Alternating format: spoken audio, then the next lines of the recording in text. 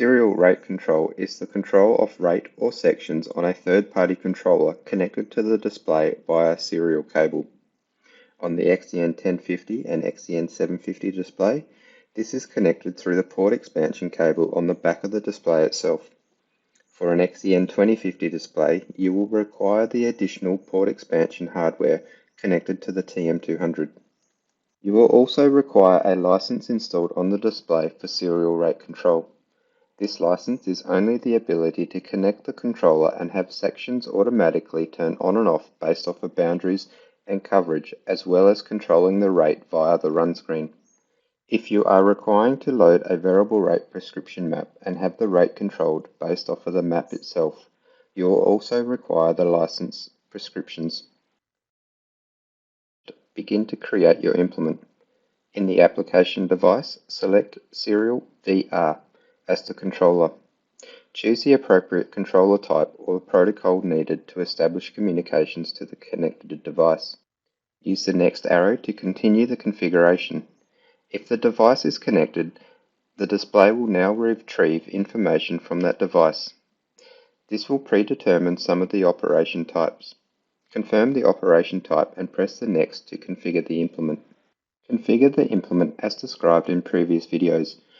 You will notice that the application width and rows may be self-populated as this information is retrieved from the controller itself. In the Application Control tab, select the channel you want to modify and select Modify. In the Type tab, you can name the channel and define the material type that will be used. The control type will be predefined from your selection earlier in the device type setup. Use the next arrow and assign a material if you previously have materials made. If not, this can be completed after the initial setup. Configure your implement offsets as described in the basic implement setup videos. Use the next arrow to the Settings tab.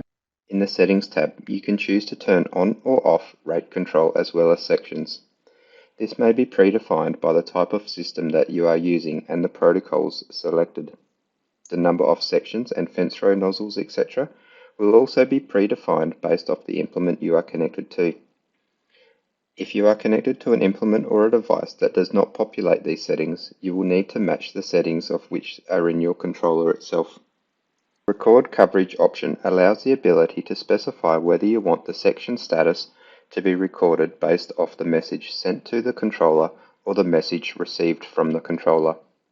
Selecting commanded states will mean that the coverage logging will be based off the timing when the message is sent to the controller. This will be used in a scenario where the controller is slow to respond in the status message being sent back to the Precision IQ, resulting in poor mapping. This setting will record the as-applied flow rate data based off the message sent from the controller itself.